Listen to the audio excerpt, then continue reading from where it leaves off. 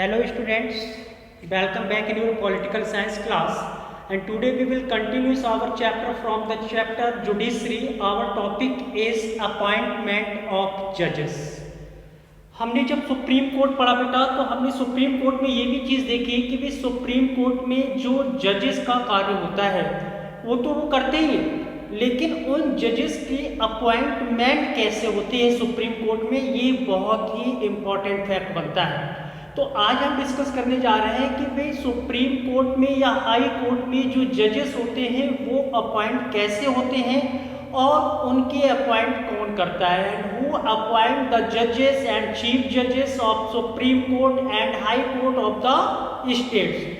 तो देखिएगा appointment of जजेस में बेटा अगर हम यहाँ पे डायरेक्ट सुप्रीम कोर्ट की बात करते हैं तो हमें एक चीज ये भी पता होना चाहिए कि सुप्रीम कोर्ट में जजेस की संख्या कुल कितनी है एट द प्रेजेंट टाइम। ये भी क्वेश्चन कॉम्पिटिटिव एग्जाम में भी आते हैं कि वर्तमान में सर्वोच्च न्यायालय में कुल कितने न्यायाधीशों के पद सृजित किए गए हैं या कुल अधिकतम जज उसमें कितने हो सकते हैं।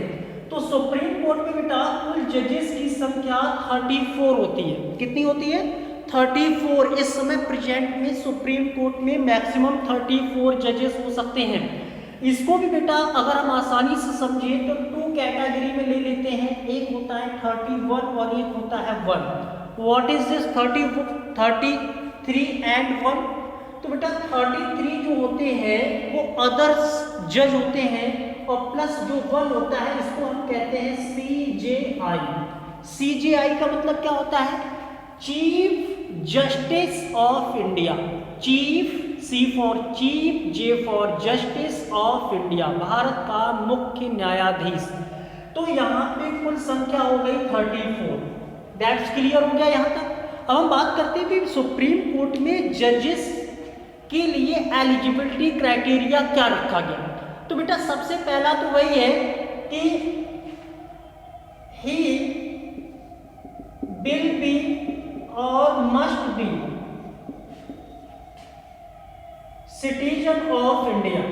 सिटीजन ऑफ इंडिया कहने का मतलब कि भाई भारत में जो भी कॉन्स्टिट्यूशनल पोस्टें हैं उसकी पहली एलिजिबिलिटी क्राइटेरिया जो होती है बेटा वो होती है कि उसे भारत का नागरिक होना चाहिए। हम किसी दूसरे देश के व्यक्ति को अपने यहाँ कॉन्स्टिट्यूशनल पोस्ट नहीं दे सकते, तो वो भारत का नागरिक होना चाहिए।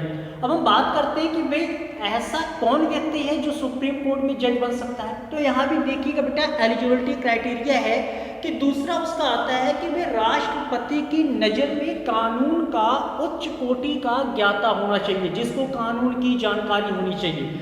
और यहाँ ये भी देखते हैं कि या तो उसने किसी हाई कोर्ट में, जो राज्य की किसी भी हाई कोर्ट में ऐसा व्यक्ति जिसने 5 इयर्स का एक्सपीरियंस लिया हो एज अ जजेस के रूप में, और अगर वो 5 इयर्स जजेस के रूप में नहीं है तो कम से कम उसे 10 इयर्स किसी भी कोर्ट में प्रैक्टिस करते हुए हो जाना चाहिए एज अ एडवोकेट। वो एडवोकेट के रूप में 10 साल तक रहा हो किसी भी कोर्ट में, या किसी हाई कोर्ट में वो 5 साल तक जज के रूप में कार्य कर चुका हो, उस व्यक्ति को सुप्रीम कोर्ट या हाई कोर्ट में जजेस अपॉइंट किया जाता है। अब बात ये आती है कि वे अपॉइंटमेंट करता कौन?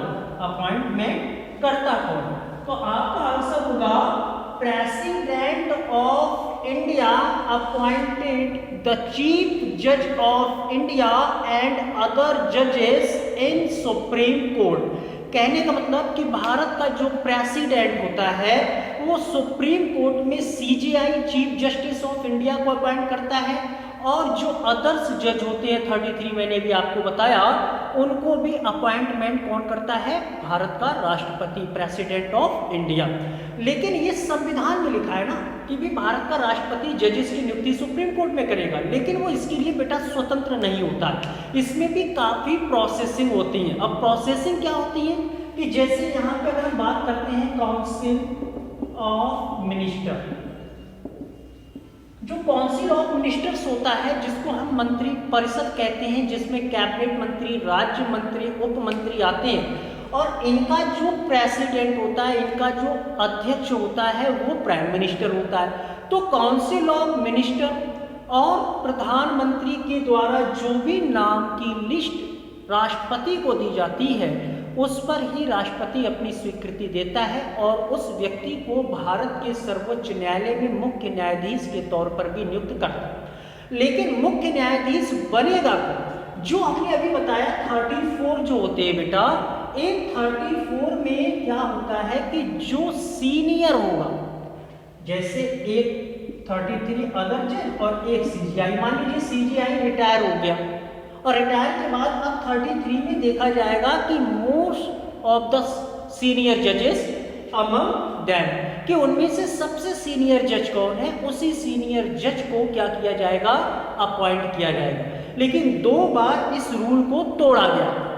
एक बार जब 1973 में भी तोड़ा गया, क्योंकि 2 सीनियर जजेस को छोड़कर जो तीसरे नंबर पे जज आ रहे थे उनको अपॉइंटमेंट कर दिया गया था, और जो 2 सीनियर जजेस थे उन्होंने अपना रिजाइन भी दे दिया था इसी बात पर। लेकिन आज ये परंपरा चली आ रही है कि जो सीनियर जज होंगे सुप्रीम कोर्ट में से, उसी में से ही सीजीआई अपॉइंट किया जाता है, और उसको अपॉइंटमेंट कौन देता है, प्रेसिडेंट ऑफ इंडिया।